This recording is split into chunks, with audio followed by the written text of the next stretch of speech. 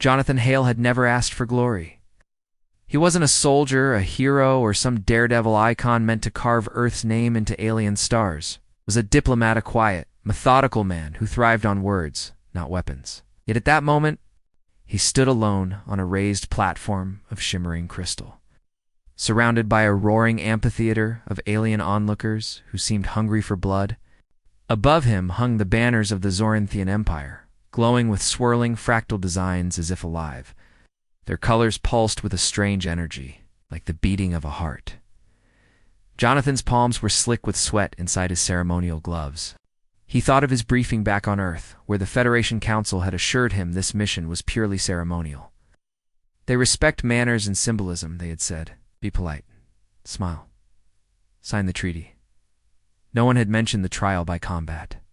The Zoranthians were a proud, war-born species, their history a tapestry of duels, campaigns, and contests. Their philosophy was simple. One could not speak of peace without first proving strength. To them, weakness invited deceit, but strength commanded respect. And so, every foreign envoy seeking an alliance had to first face a symbolic battle in their great arena. Most species train their envoys for years to survive this ordeal. Humans, being new to the galactic stage, had never encountered such a demand. And now Jonathan Bukish. Untrained Jonathan was the first human ever placed inside this arena. The floor beneath him hummed and then separated into gleaming hexagonal plates that floated apart like shifting ice flows. At the far end of the arena, 3 towering constructs emerged from the ground. They were combat drones, sleek, predatory machines sculpted like alien hunting cats, each bristling with plasma blades and glowing cores. The crowd's roar became a rhythmic chant, deep and resonant. Jonathan felt a bolt of panic lance through his chest. This wasn't a performance. This was survival. A booming voice echoed from above, translated into his earpiece. Trial by combat begins. The first drone lunged. Jonathan didn't think he moved. His body reacted on pure instinct, the kind honed not by training, but by a lifetime of being human. He threw himself sideways, rolling across the smooth platform. The drone's strike sliced the air where he had stood, its blade leaving molten streaks across the floor. He stumbled to his feet, heart hammering, and grabbed the only object nearby, a broken shard of crystal from the arena floor. It wasn't a weapon, but it was something. The drone pivoted with inhuman precision. But Jonathan didn't follow the logical patterns the arena AI expected. He feinted left, doubled back, and flung the shard into its optical cluster. Faltered, and Jonathan surged forward, slamming his shoulder into its midsection.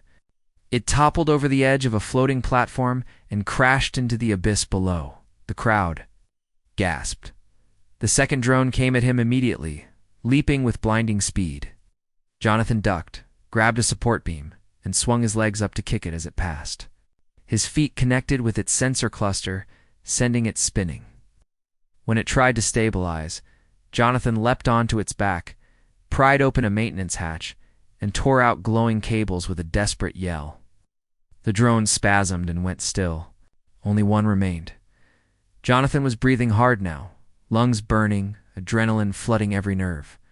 The last drone was cautious, circling him, adapting. Jonathan crouched low, eyes tracking, remembered old Earth boxing advice his grandfather had given him as a child. They're bigger, they're faster, but they can't hit what they can't predict. He rushed forward. The drone lunged at the same time, and Jonathan slid beneath it, scraping his back on the crystal floor. He grabbed its leg, twisted, and used his momentum to send it slamming onto its side. It tried to rise, but Jonathan kicked its exposed core panel. Sparks exploded. The machine convulsed in, then lay still. Silence fell over the arena. Jonathan stood alone amid the wreckage, chest heaving, clothes scorched and torn but alive. He stared in disbelief at the broken machines around him, wondering how in the world he'd survived. He hadn't used technique or strategy. He'd used what humans always used when logic failed: instinct, improvisation, chaos. Then the silence broke. The amphitheater erupted into thunderous applause. Zoranthian nobles shouted in astonishment.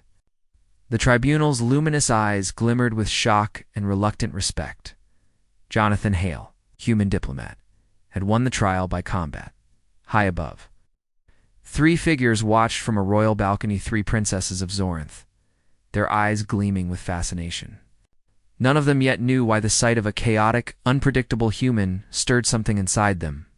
But they would soon, and Jonathan, trembling and wide-eyed, had no idea that his accidental victory had just rewritten the fate of his life and, possibly, of humanity itself. Jonathan Hale spent the hours after the trial in a daze, confined to a lavish suite within the Zorinthian royal palace. He could barely remember how he had gotten there. One moment the arena had been roaring in applause. The next, ceremonial. Attendants with glimmering crystal masks were escorting him through shining corridors. His thoughts swirled as he sat on the edge of a couch woven from living vines. He was supposed to be preparing trade agreements, cultural exchange treaties, and peaceful relations. Instead, he had accidentally become the first human in history to win the Zorinthian trial by combat. And to make matters worse, sore, perhaps stranger, he sensed that victory had not merely impressed them. It had appended something deep within their society. A chime echoed through his suite, soft and melodic. And before Jonathan could respond, the door dissolved away into shimmering particles. 3 figures stepped through, each radiating a kind of presence that pulled the air taut. Princess Lyra was in front. Tall poised, her luminescent markings forming regal patterns along her arms and cheeks. She seemed sculpted from the essence of command. Her eyes were a deep indigo, swirling as if galaxies turned within them. "Human," she said. And even her voice carried the weight of command. "You have done what no envoy has done in living memory. You stood alone before the trial constructs, and prevailed." Jonathan stood awkwardly, clutching the hem of his formal robe. Yes, that happened. Mostly by accident. Behind her glided Princess Saren, Lyra's twin by birth, but her opposite in spirit. Where Lyra was precise and disciplined, Saren's movements were curious and feline, her golden markings flickering like starlight as she leaned in close, studying Jonathan like a scientist examining a new species. "Accident?" she asked softly, circling him. "No. The constructs are designed to counter every known combat pattern in the archives, and yet you defied their logic. You moved in ways they could not predict. That is not accident. That is uniquely human." Jonathan blinked. "I was just trying not to die, and you didn't," Saren said with a small smile. "How fascinating." Then came Mela, the youngest, who strode in with a grin that promised mischief and defiance. Unlike her sisters, her royal garb was asymmetrical and deliberately untidy, her markings flashing like wild lightning. She leaned on the couch beside him, eyes bright. "I said humans were soft, weak, slow. You made them scream with one broken shard of crystal." That was beautiful. Jonathan's ears burned. He'd never had royalty speak about him like that, certainly not with that tone. "I'm glad you're impressed, but I'm just here to sign some papers. Not to become a warrior champion or anything." Lyra's gaze sharpened. "Yet you are one now. Do you understand what your victory means, Ambassador Hale? You're not merely a negotiator. You have proven that your species can triumph in combat. That makes you worthy." "Worthy of what?" he asked cautiously. Saren's eyes gleamed. "Of pursuit." The word hung in the air like a spark. Jonathan froze. I'm sorry. What?" Mela chuckled. "Zorinthian custom. Those who best the trial may be courted by the royal line. It is our tradition to bond with the strongest, and none of our own have beaten the constructs in decades. You've ignited something unexpected." Jonathan sat down slowly, rubbing his temples. He had flown light years to broker trade deals and secure peace. Now he was being pursued by 3 alien princesses. Lyra stepped closer, regal and unwavering. "Do not misunderstand. Do not choose lightly. But what you displayed today was not mere strength. It was something rare adaptability, chaos wrapped in courage. Our society values mastery. But you, Jonathan Hale, You embody the unknown. Their words struck something inside him. For all their strange beauty, their shimmering forms and brilliant eyes, there was a raw honesty in them, respect earned, not given. And that respect was beginning to pull him into their orbit. The princesses didn't linger long. Lyra offered a curt nod. Rest human. Tomorrow, we will test you further, not to see if you can win, but to see who you truly are. As they left, the door reforming in their wake, Jonathan stared after them in stunned silence. He had come to sign treaties, and now 3 alien princesses had declared their intent to pursue him like a prize. Jonathan Hale woke the next day to the soft shimmer of artificial dawn filtering through the translucent walls of his suite. The Zerenthian palace rotated slowly above the planet, its architecture a breathtaking fusion of organic curves and geometric brilliance. Living crystal vines coiled along the ceilings, while luminous panels hummed softly beneath the floor. He had barely slept. The words of the princesses from the previous night still echoed in his mind. Pursuit. Worthy. Adaptability. He had expected negotiations, speeches, and ceremonial dinners, not to be treated as a prize in some royal courtship ritual. Yet part of him was undeniably curious. What did they see in him? A tired, untrained human diplomat. What could possibly compel 3 princesses, each powerful and brilliant in their own right, to take such an interest? His answer came sooner than expected.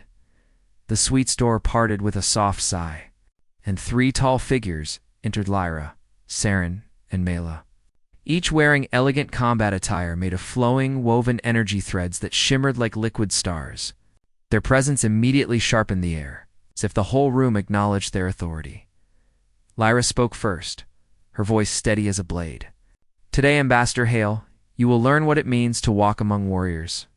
Words may win treaties, but strength commands respect.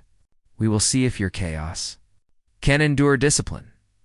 Jonathan rose to his feet awkwardly, still wearing his Earth-standard formal tunic. I'm not sure this is a good idea. I'm not trained for perfect, Mela interrupted with a sly grin. Then you'll surprise us again.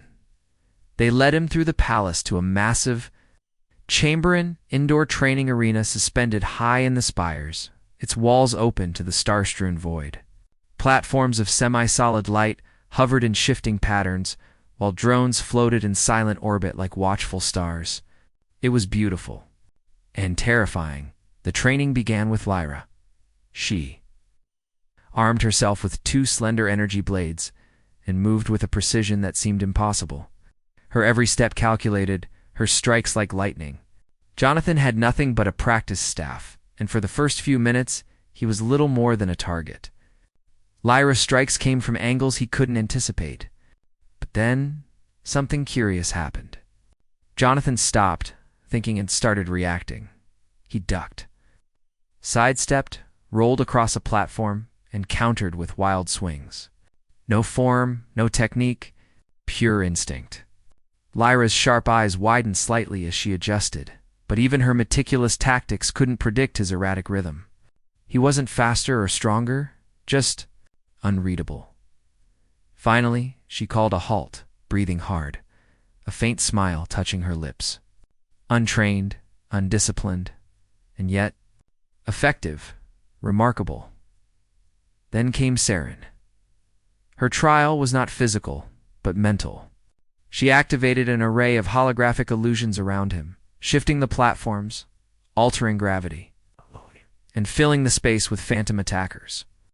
Jonathan struggled at first, disoriented, but quickly began exploiting patterns Saren hadn't realized she left exposed. He ignored the illusions, focusing on sound, on vibrations, on gut feeling. He improvised. Where Saren expected structured problem-solving, he used leaps of intuition. She froze the simulation, staring at him with wide golden eyes. No archive prepared me for this, she whispered. Humans leap where others plan. Lastly came Mela. Her test was chaos itself. She unleashed a swarm of training drones programmed to adapt in real time, dodging and retaliating with blunted energy pulses. Jonathan found himself actually laughing as he dashed, tumbled, and weaved between them.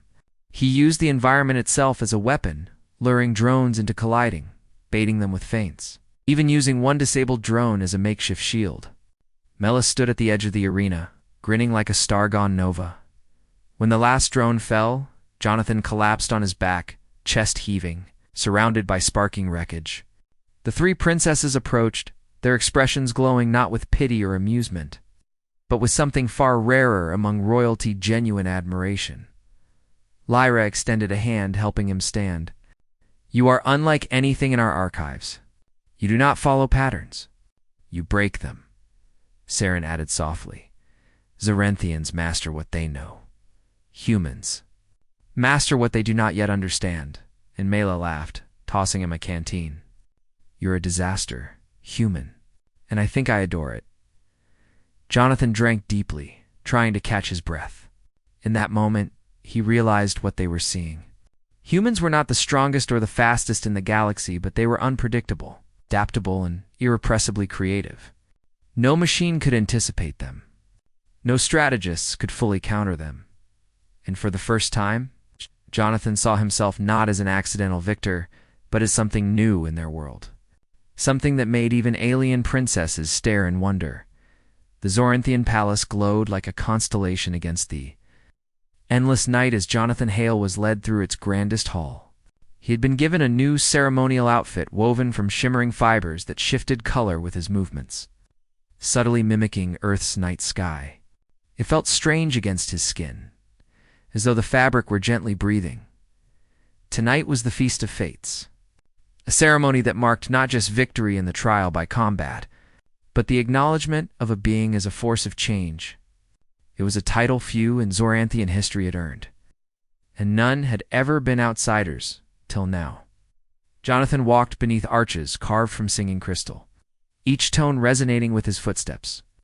Vast tables floated in midair, arranged in spiraling patterns, laden with dishes that defied physics, liquid spheres suspended above golden platters, aromatic clouds that tasted of citrus and lightning, and living starfruits that pulsed with gentle light.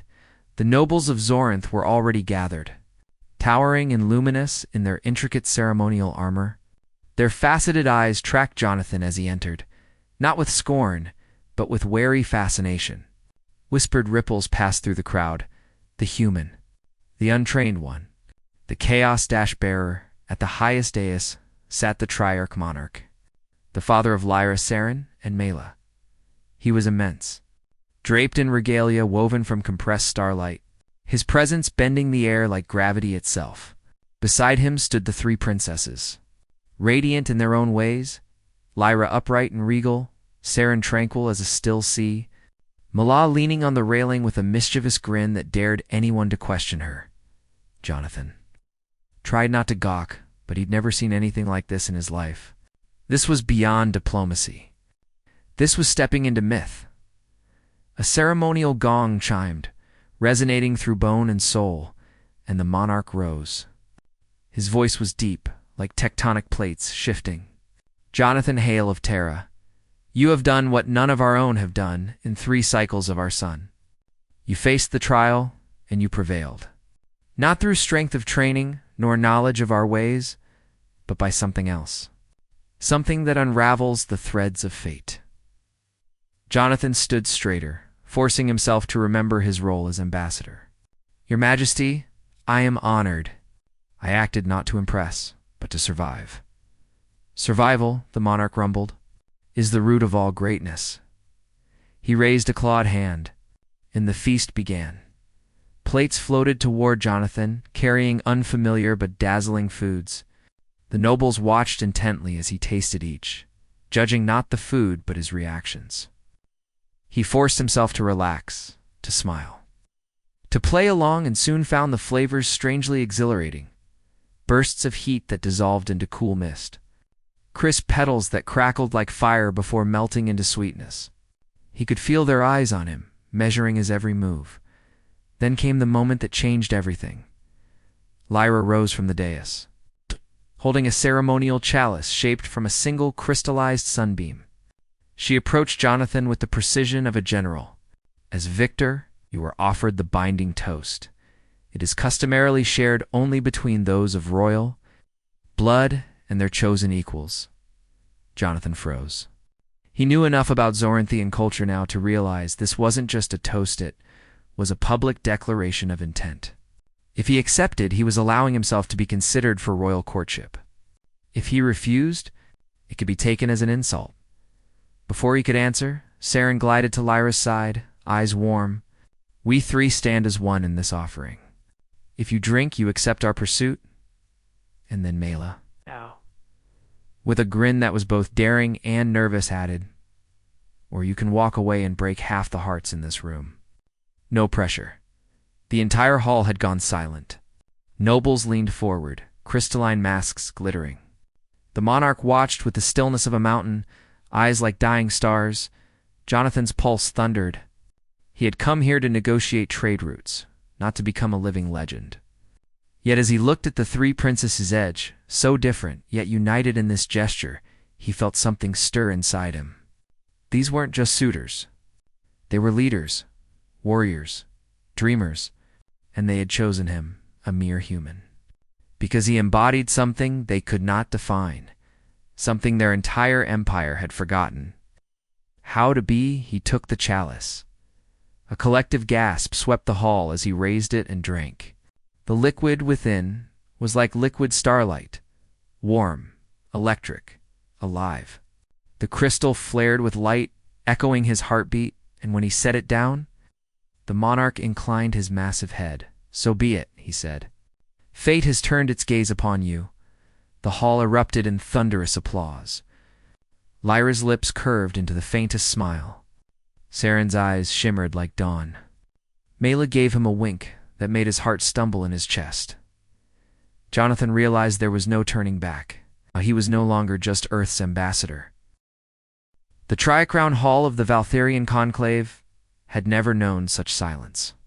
For cycles uncounted, its crystalline arches had rung with the voices of monarchs and diplomats, shuffle of courtiers, and the murmuring of political intrigue. Now it held its collective breath, waiting for the decision of a single human. Ambassador Daniel Cross stood on the dais at the center of the amphitheater, flanked on three sides by regal figures: Princess Valara of the Zanari, Princess Kiris of the Thalvin, and Princess Seraphine of the Orathine. Each represented a star-faring civilization with enough power to bend entire sectors to their will.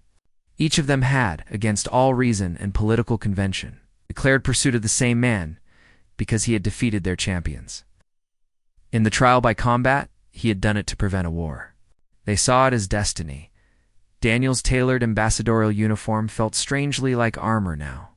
The scars on his knuckles still ached faintly from where he'd struck his opponent's blade aside days ago.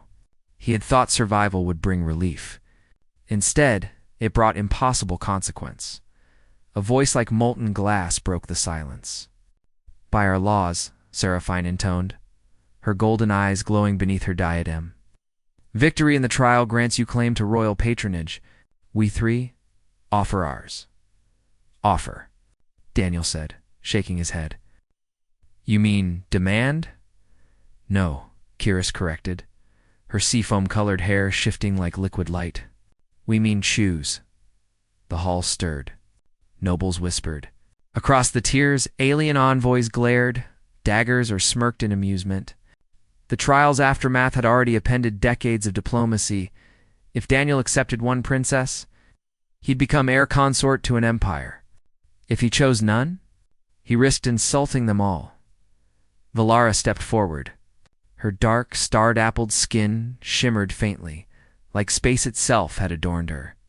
"You fight not for glory, not for ambition. You fight to shield the innocent. My people have known only conquerors. I would see them learn compassion. From you," Daniel's jaw tightened, "I am not a crown. I am not a prize. Nor are we prizes," Valara replied softly. "We are rulers, and rulers choose their allies." Kira spoke next, her voice fluid and mesmerizing. "My people are born of tides and tempests. We test the worth of all who seek to shape our fate. You faced our storms and stood. That is no accident. That is calling." Then Seraphine's turn, fierce and burning. "I lost my champion. Yet I rejoice, for you proved something rare. mercy in the midst of battle. My empire has forgotten mercy. I would see it reborn. Daniel stared at them, torn. 3 empires wanted to bind themselves to him, politically, personally, maybe even romantically. He had never imagined being the center of cosmic gravity. He just wanted peace. Do you even understand what you're asking? He finally said, voice cracking slightly. To tie your futures to an earthborn who still forgets which fork to use at your feasts. Valara smiled gently. Forks are trivial.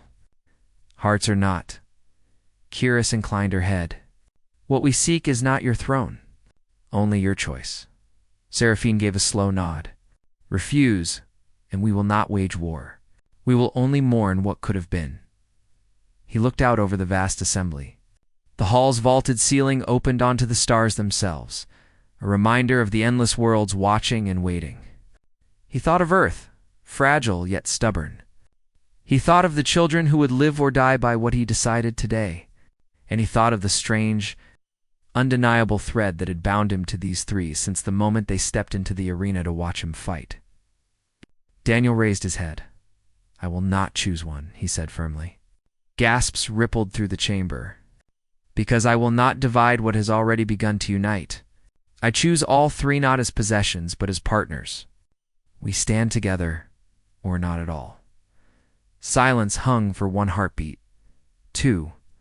Then the hall erupted, not in outrage, but in thunderous applause, cheers, and stunned laughter.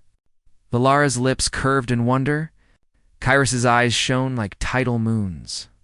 Seraphine threw back her head and laughed a fierce, triumphant sound. So it was that the human ambassador, once an outsider, became the linchpin of a new alliance. Not through conquest.